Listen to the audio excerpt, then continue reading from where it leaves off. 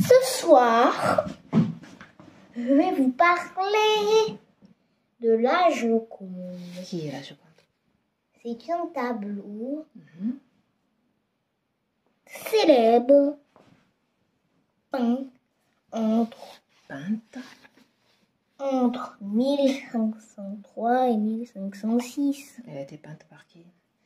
Par Leonardo da Vinci. Elle a été volée en 1911 par Vincenzo Pelluccia, vitrier du Louvre. Mais quelle idée quand même de voler cette toile qui était connue de tout le monde, une toile si célèbre. Que lui est-il arrivé, que lui est-il passé par la tête?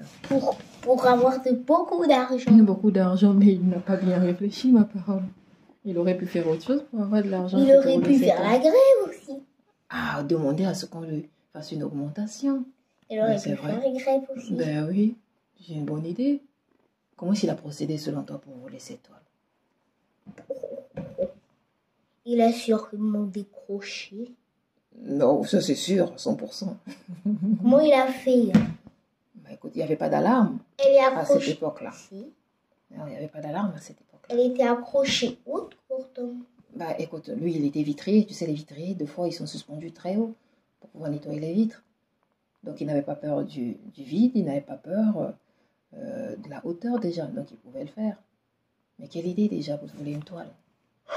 Et il pensait la vendre où? Il voulait la vendre en Australie. Pourquoi en Australie? Chez les Australiens. Puisqu'il trouvait que c'était mieux. Il voulait que ce soit mieux. Il voulait trouver ça mieux en Australie. Et il l'a caché pendant combien de temps? 4 ans. Pendant 4 ans? Sous son lit. Quelle idée! Il n'a même pas pu en profiter pendant 4 années, tu te rends compte? Cette toile a été cachée pendant 4 ans, personne n'en a profité. Mais déjà est-ce qu'il a toujours nettoyé les vitres? Ben c'est sûr, je pense qu'il a continué à faire son travail. Pour ne pas qu'il ne soit inquiété, pour ne pas que les gens le soupçonnent de l'avoir volé. Je pense qu'il a continué son travail comme si rien n'était en fait. Et comment est-ce qu'ils ont fait pour le retrouver? La police l'a retrouvé. Et que s'est-il passé pour lui alors?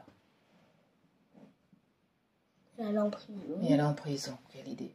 Ça t'a fait quoi quand tu es allé voir cette toile au Louvre?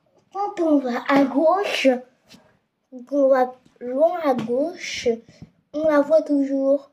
Mais ça t'a fait quoi comme impression quand tu l'as vue cette toile? Comme si elle nous suit du regard en fait. Tu vas te permettre de ton ressenti. Moi je ressens qu'elle me suit du regard. Quand je vais comme ça par exemple, elle me suit. Mais tu t'es senti comment quand tu l'as vue? Je me suis sentie bien. Oui, et quoi d'autre? Tu pensais qu'elle serait comment, comme hauteur, comme grandeur? Tu pensais qu'elle... Moi, je pensais qu'elle serait aussi grande que le lit, qu'un fichier. Oui, aussi grande que la porte. Aussi grande en long que le salon. Aussi grande que 5 mètres de long. Et après?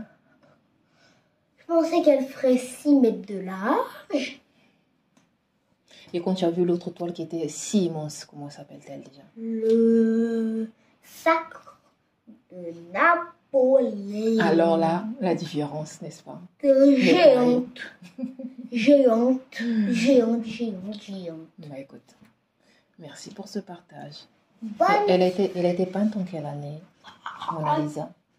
Je t'ai dit entre 1503 et 1506. Oui, ce sont encore des dates qui sont approximatives. Hein. Les gens, enfin, on ne sait vraiment réellement pas combien de temps ça a pris. Peut-être 3, peut-être 4, peut-être 5 ans, mais bon, c'est approximatif.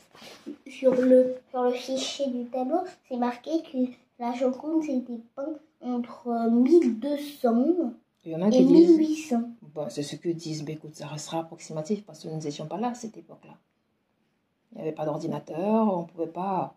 À moins que celui qui a fait le dise à son fils, qui a dit à son fils, qui a dit à son fils, c'est comme ça, exactement, ça s'est transmis. Ça s'est transmis comme ça. Les gens en ont parlé. Voilà, c'est pour ça qu'ils ont pu dater. Mais ça reste approximatif. D'accord? Eh bien, merci. Merci, Jo Alexandra, pour ce partage. Il n'y a rien.